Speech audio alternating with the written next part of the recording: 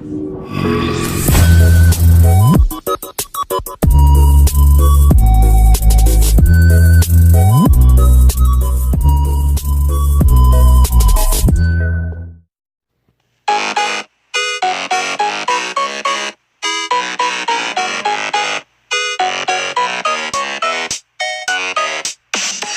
a fan of puppeteers, but I've a nagging fear someone else is pulling out the strings. Something terrible is going down through the entire town.